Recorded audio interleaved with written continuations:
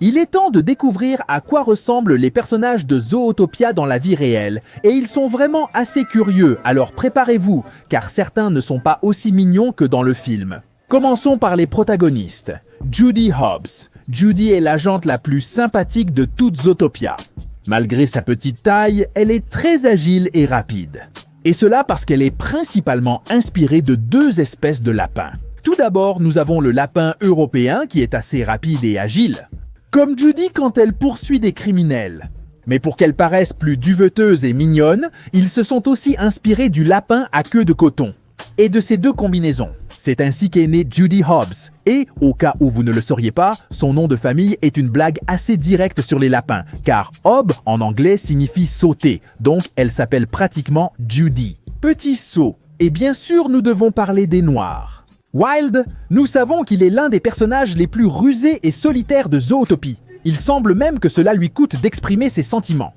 Et ça, mes amis, ne sont pas juste des caractéristiques choisies au hasard. Non, non. Le beau petit renard partage les mêmes caractéristiques que son espèce dans la vie réelle. Il est basé sur le renard roux, le renard le plus commun et répandu au monde. Ils sont très intelligents et la famille n'est pas leur priorité. Ils préfèrent vivre uniquement avec leur compagne. Et voilà, ils ne se laissent pas domestiquer. Et c'est de là que vient son nom de famille Wild, parce qu'on pourrait l'interpréter comme sauvage en anglais, quoi qu'il arrive. Mais passons maintenant à l'un des personnages les plus curieux, Jésus le lézard. Et en plus de nous avoir beaucoup rappelé Rango, laissez-moi vous dire qu'il n'est pas basé sur n'importe quel reptile. Ce personnage est inspiré du basilic vert, un lézard réel qui vit dans le sud du Mexique et dans d'autres pays d'Amérique centrale. Pourquoi est-il si spécial ? Parce que cette créature peut courir sur l'eau avec ses pattes ultra rapides, ce qui rappelle le miracle biblique de Jésus marchant sur les eaux. C'est pourquoi les gens l'appellent le lézard Jésus-Christ. Et au cas où vous ne l'auriez pas remarqué dans le film, il a la nationalité mexicaine. Mais pourquoi Disney a-t-il fait cela ? Eh bien parce qu'il vit vraiment au Mexique.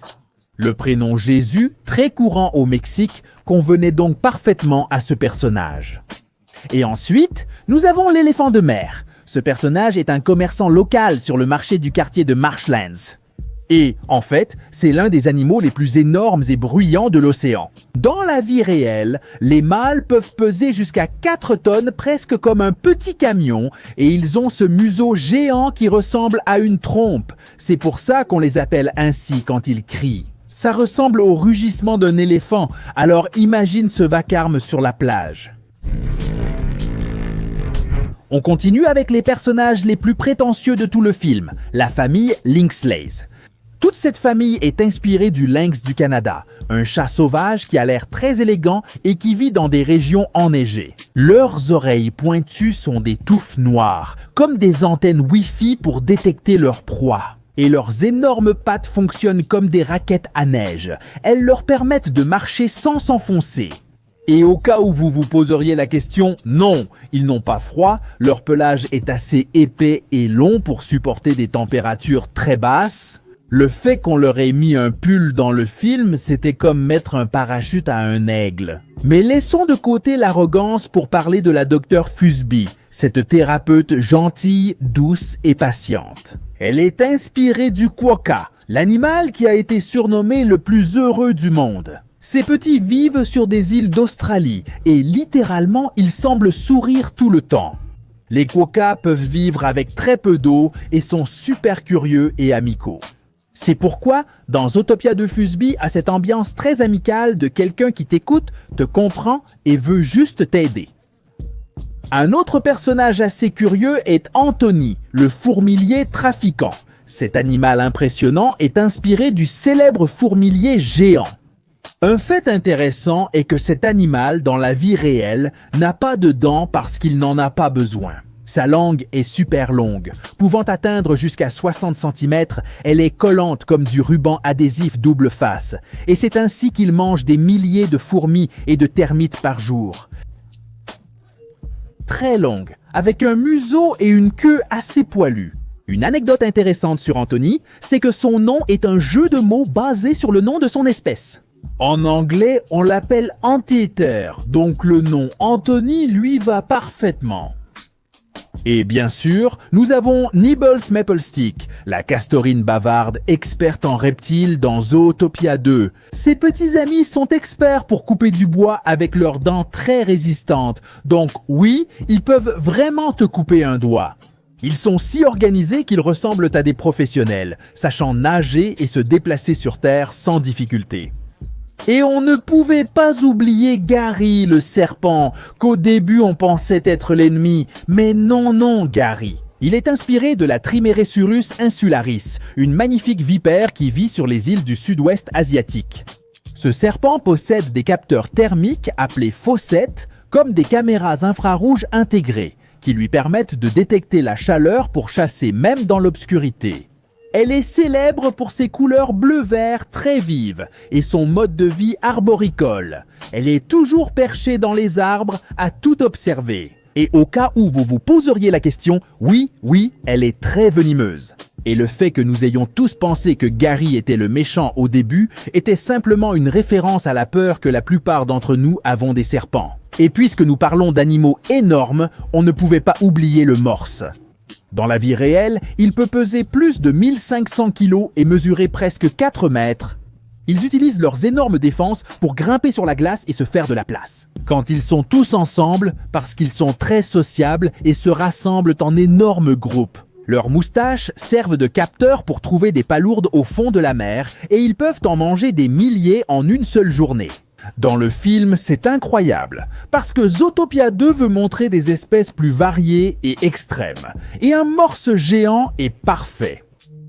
Et en continuant avec les personnages bizarres mais géniaux, il y a aussi l'officier Paul, responsable de la partie informatique dans Zootopia 2. Il est inspiré d'une taupe, ces petits animaux qui vivent presque toute leur vie sous terre. Dans la vie réelle, les taupes ont des yeux tout petits parce qu'elles ne les utilisent même pas, leur monde n'est que ténèbres et tunnels. Leur pelage est fait pour que la terre ne s'accroche pas dans n'importe quelle direction, comme s'ils avaient toujours les cheveux parfaits. Et le mieux, c'est qu'ils ont un super pouvoir appelé l'organe d'Eimer, qui se trouve sur leur museau et qui leur permet de sentir le moindre mouvement sous terre. Comme s'ils avaient un radar intégré. Donc oui, c'est tout à fait logique que dans le film, ce petit ami soit l'expert en système. Il vit caché, il détecte tout et il travaille rapidement sans que personne ne le voie, tout comme une taupe. Au fait, au cas où vous ne l'auriez pas remarqué, c'était une référence à Hideo Kojima, le créateur de Metal Gear et Death Stranding, le plus grand danseur du vent. Le maire, beau et stylé. Il est inspiré d'un cheval Clydesdale, une race d'Écosse connue pour être énorme et très élégante. Ces chevaux peuvent mesurer près de 2 mètres de haut et approcher la tonne. Alors quand l'un d'eux passe, tout le monde se retourne. Leur détail le plus célèbre, c'est le plumage sur leurs pattes, ces poils qui donnent l'impression qu'ils portent des bottes. La couleur la plus courante est le marron foncé, ils peuvent être noirs, presque toujours avec des marques blanches, ce qui leur donne l'air de chevaux principaux. Étant des chevaux de présentation, ils savent généralement faire des tours comme compter avec leurs sabots, comme nous l'avons vu dans le film. L'officier Razorbacks dans Zootopia 2 est inspiré d'un sanglier sauvage, l'un des animaux les plus coriaces et résistants de la nature. Ces animaux ont d'énormes crocs, un corps musclé et un pelage qui ressemble à une armure. Donc ce sont essentiellement de petits chars d'assaut poilus. Ils peuvent courir jusqu'à 40 km/h, donc oui, ils vont te rattraper. Ils sont étonnamment intelligents, presque comme un chien, et dans de nombreux endroits, ils deviennent envahissants, détruisant les cultures, déplaçant des pierres, cherchant de la nourriture et causant le chaos. Partout où ils passent, si tu les déranges, ils chargent avec des attaques dignes d'un jeu vidéo. Tout cela correspond parfaitement aux Razorbacks. Puissants, imprévisibles, inarrêtables.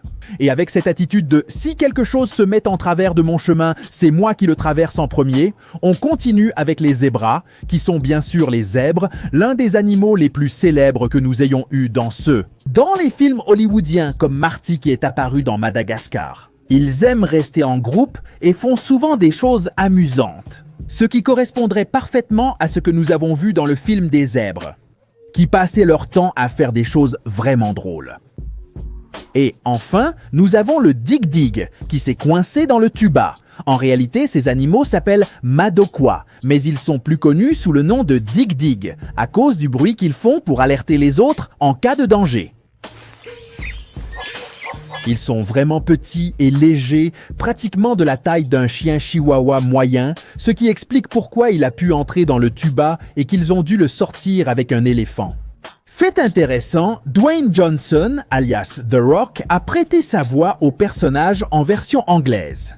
Ce qui était parfait pour une blague, comparant le fait que The Rock est énorme et qu'un Dig Dig est vraiment minuscule. Voici tous les personnages de Super Utopia 2 dans la vie réelle. Likez et commentez si vous voulez une suite ou suggérez des personnages à voir.